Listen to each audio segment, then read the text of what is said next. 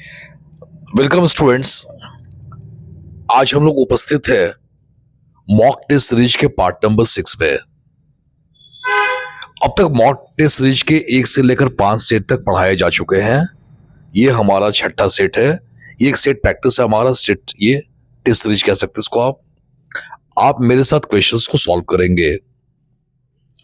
That is a part of sentence improvement. Sentence improvement क्या होता है कि आपने एक सेंटेंस दिए होते हैं, उसके कुछ पार्ट्स जो होते हैं उसमें एरर्स होते हैं और उस एरर्स के एवज में आपको 4 ऑप्शंस दिए जाते हैं, जो मोस्ट एप्रोप्रिएट हो आपने चुनना है। तो शुरू करते हैं। तैयार हो आप? पेन या पेंसिल लेकर तैयार हो जाए आप अपने कॉपी के साथ।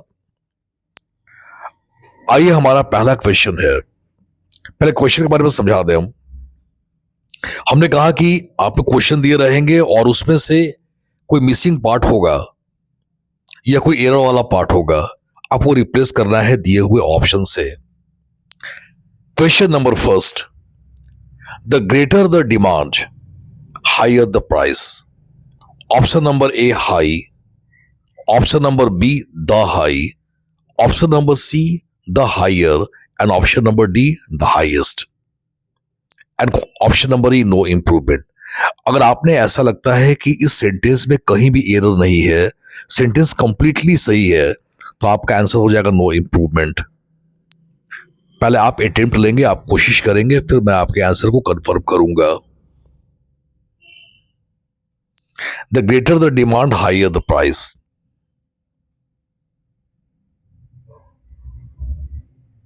हमारा करेक्ट आंसर होगा the higher, option number C. इसके पीछे कॉन्सेप्ट ये है कि जब भी हम पैरेलल एक्शन के बारे में बात करें तो द के साथ कॉम्पैरेटिव डिग्री का प्रयोग किया जाता है। अगर दो एक्शन एक साथ चले यानी पैरेलल एक्शन हो, तो पहली बात कि हम कॉम्पैरेटिव डिग्री का प्रयोग करेंगे और द के साथ। जैसे the higher we go the colder we feel. जैसे जैसे हम ऊपर की ओर जाते हैं वैसे वैसे हम अधिक ठंड महसूस करते हैं। The more he earns the more he spends. जितना जितना ज्यादा वो कमाता है उतना उतना ज्यादा वो खर्च कर देता है। ठीक उसी प्रकार से the greater the demand the higher the price.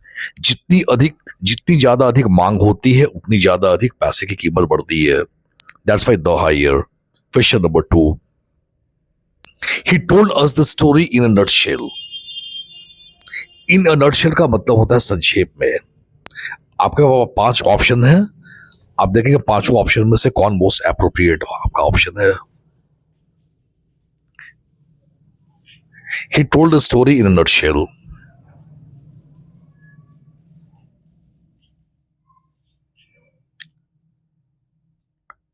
हमारा करेक्ट आंसर हो जाएगा नो इंप्रूवमेंट, क्योंकि ये सेंटेंस पूर्ण रूप से करेक्ट है। इस सेंटेंस में कहीं भी ग्रामेटिकल मिस्टेक या एरर नहीं है। He told us the story in nutshell. उसने कहानी को संक्षेप में हम लोगों से कहा।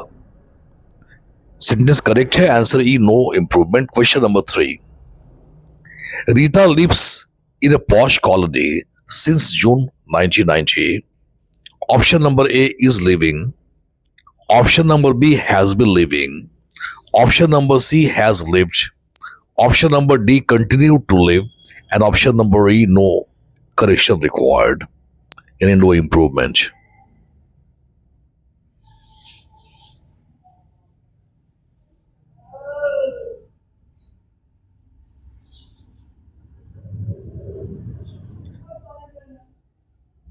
Correct answer is B, has been living. Present perfect continuous tense. Concept ये है कि कभी भी सिंस या फॉर के बाद समय आ जाए, हम हैज बीन या हैव बीन का यूज करते हैं। इसलिए आंसर हो जाएगा Rita has been living in a posh colony since 1990। अब बात करते हैं क्वेश्चन नंबर 4 की। One should be careful of his health. Option number A ones, option number B her, option number C their and option number D your and option number E no correction required.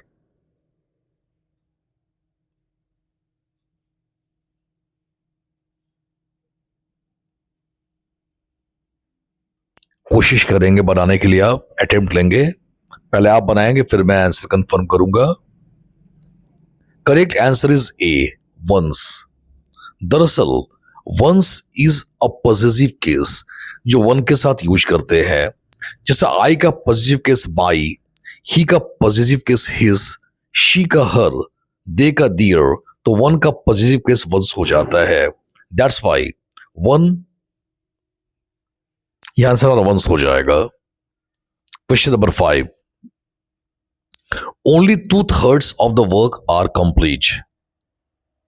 Option number A, thirds 2, option number B 2/3, option number C 2/3, option number D third 2, and E no improvement। कोशिश करेगा बनाने के लिए।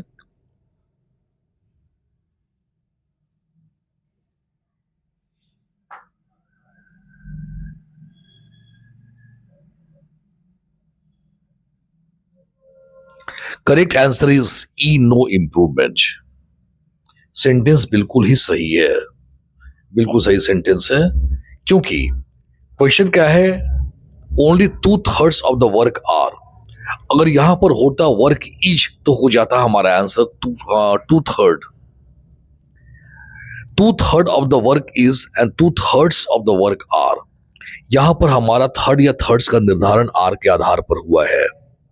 जैसे याद रखेंगे, 2/3 of the work is and 2/3 of the work are। Answer is no improvement। Sentence is absolutely right। अब बात करते हैं क्वेश्चन नंबर 6 की। The main point of his speech was well understood। Option number A, that he spoke। Option number B, made when he spoke। Option number C, in the speech of his। Option number D, made by his speak। And option number E, no correction required।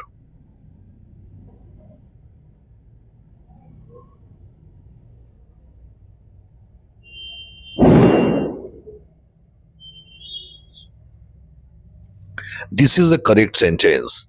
Answer is E, no correction required। Hindi meaning, the main point of his speech was well understood. उसके भाषण का जो मुख्य बिंदु था वो बिल्कुल समझा हुआ था। इस सेंटेंस में कोई भी ग्रामेटिकल मिस्टेक नहीं है। अब बात करते हैं क्वेश्चन नंबर 7 की। The need of the hour was some fast action on the part of the leaders. The need of the hour was some fast action on the part of the leaders। Option number A, needs। Option number B, needed। Option number C, needing। Option number D, needless।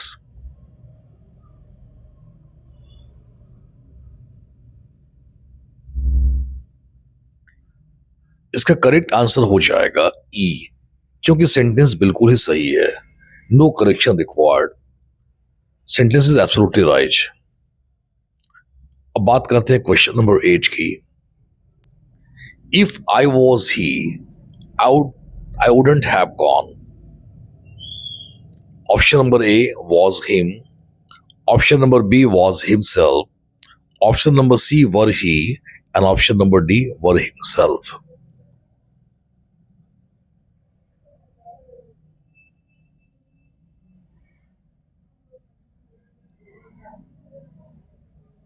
कोशिश करेंगे।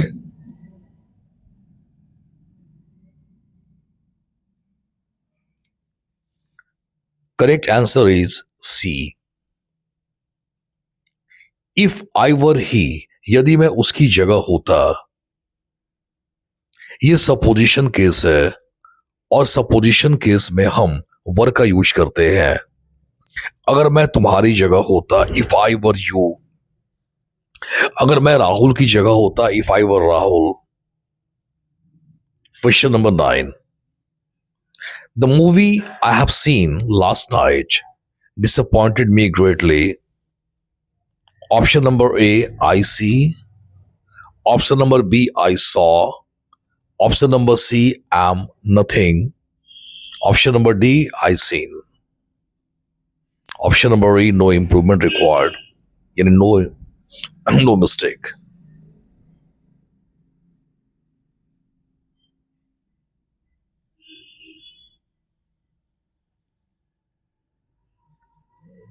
The correct answer is B.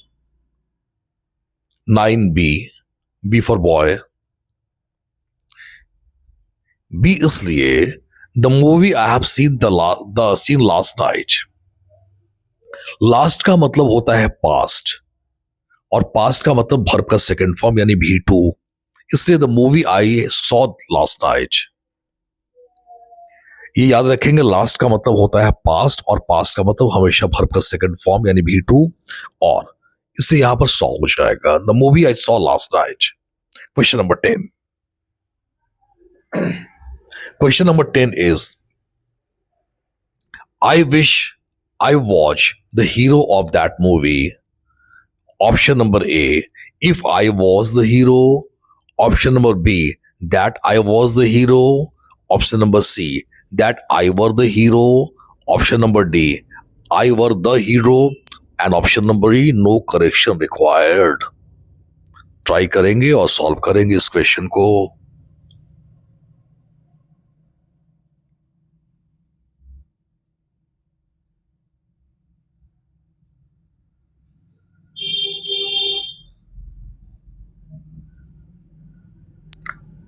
Answer number C,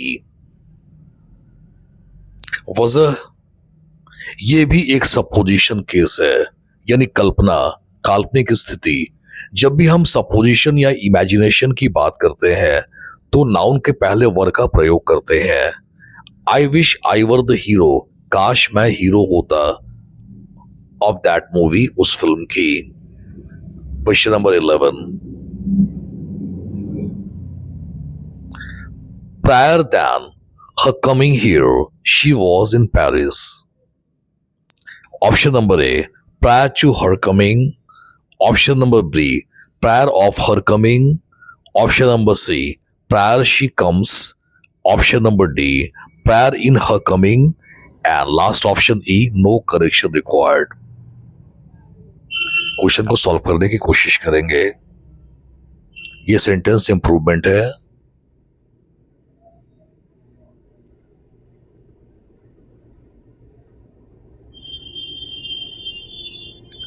correct answer is A,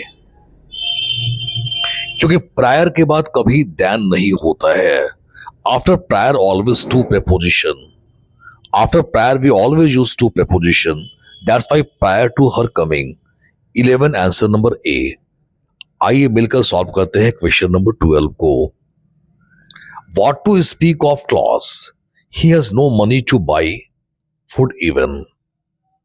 A, wish to speak of clothes, that to speak of clothes, not to speak of clothes. Why do speak of clothes? No improvement.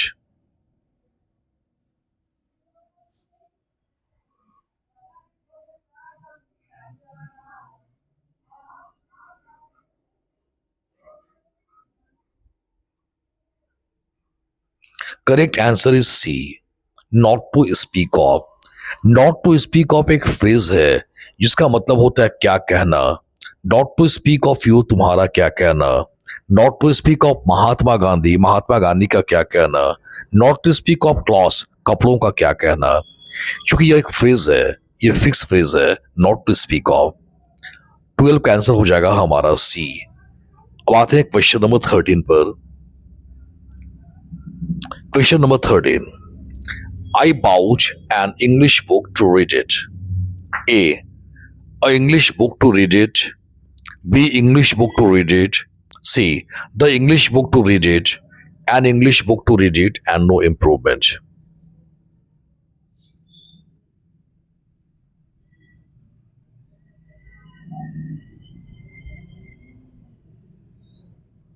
Correct answer is C. I bought the English book. I bought the English book. आते हैं question number 14 पर. अब 14 number question. We entered into the classroom. First, into a classroom. B, into the room of a class. C, in the classroom. D, the classroom. E, no correction required.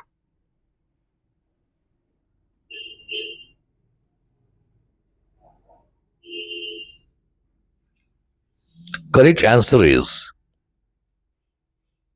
D, we entered the classroom. आमतौर पर inter के बाद हम preposition का प्रयोग नहीं करते हैं। इंटर इंटू होता है, किसी विशेष स्थिति में इंटर इंटू होता है, मगर सामान्यतः इंटर के बाद हम प्रयोग नहीं करते प्रेपोजिशन का। जैसे वह मंदिर में प्रवेश की, he she entered the temple. हम लोग हॉल में प्रवेश किए, we entered the hall. Question number 15, I wish I was an intelligent as intelligent as my brother. I wish I was as intelligent as my brother. Option number A, am. Option number B, had. Option number C is, and option number D, were.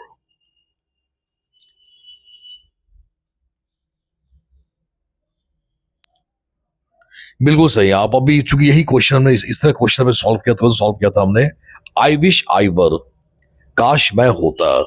Option number D, I wish I were as intelligent as my brother. काश मैं उतना ही intelligent होता जितने कि मेरे भाई। काश मैं एक अभिनेता होता, आई wish I were an actor. काश मैं अमीर होता, आई wish I were rich. It is a supposition case, और किसी भी सपोजिशन केस में नाउन या एडजेक्टिव से पहले हम वर का प्रयोग करते हैं। ये क्वेश्चन तीसरी बार इस सेट में आ चुका है। अब बात करते हैं क्वेश्चन नंबर 16 की। Question number 16. The teacher said that he would not tolerate to my arrived late every day. A, my arriving. B, in my arrive. C, to my arrived. D, my arrived. And E, no improvement. कुछ seconds आपके पास है solve करने के लिए। आप solve करेंगे, आपको अपने से अटेम्प्ट लेंगे पहले।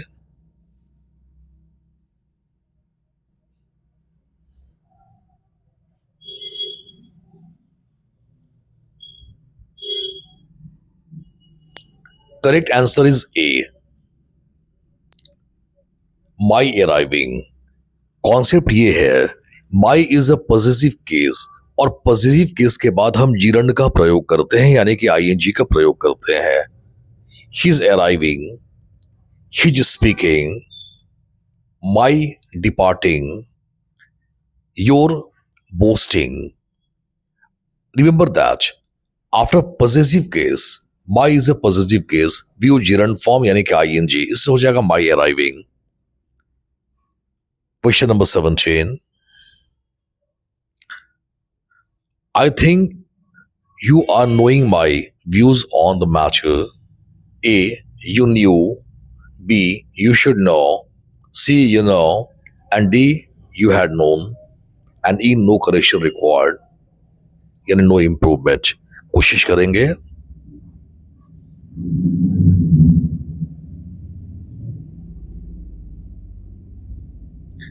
Correct answer is C, you no.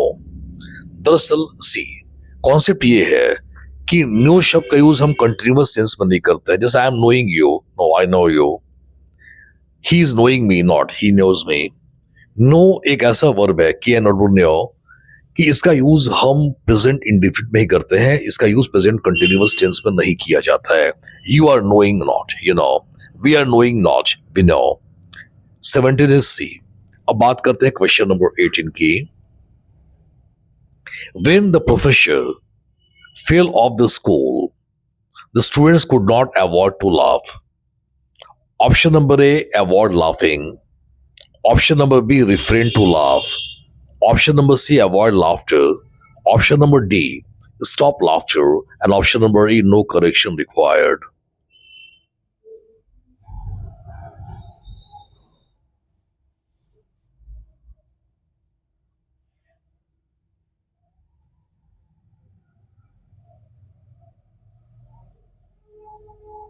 Correct answer is A, avoid laughing. दरअसल अवॉइड के बाद हम जीरन यानी V4 का प्रयोग करते हैं। Avoid coming late, avoid overreaching, avoid telling a lie, avoid boasting. After avoid we use gerund form यानी कि ING. That's why avoid laughing. Question number 19. I wish that I read this newspaper on Arundhati before the seminar.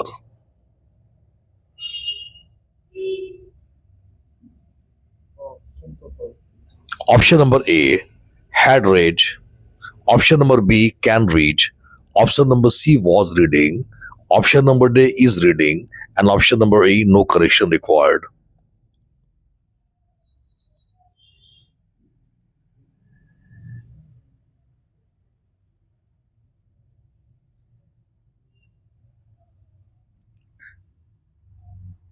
Option number A had read. काश मैं यह paper पढ़ा होता और उन्नति पर।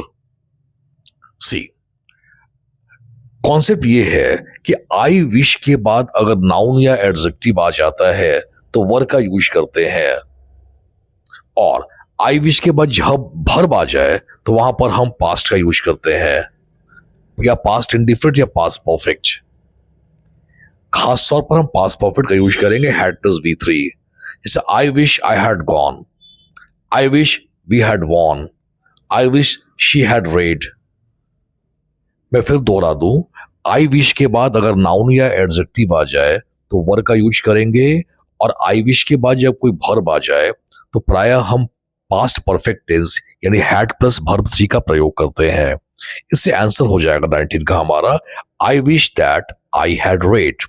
काश मैंने पढ़ा होता दिस पेपर, इस पेपर को। Question number 20 is last question आज का हमारा। Every day when I arrived, she would be on her chair. Option number A will be, option number B was, option C is, option D can be, and option A no correction required.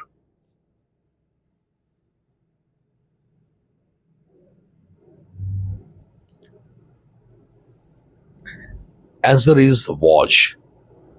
Every day when I arrived, every day when I was arrived, she was on her chair. Answer is here B was. इस तरह हमने आज 20 question solve किए हैं। Students, अब आप अपने आप का इवेल्युएशन खुद कर लेंगे, आप खुद को इवेल्युएट कर लेंगे इस क्राइटेरिया पर, इस मापदंड पर, इस कसौटी पर कि अगर आपने 20 में से 12 से लेकर 15 तक बनाए हैं, आपकी तैयारी काफी अच्छी है। 15 से ऊपर बनाया है, एक्सलेंट, वेरी वेरी एक्सलेंट।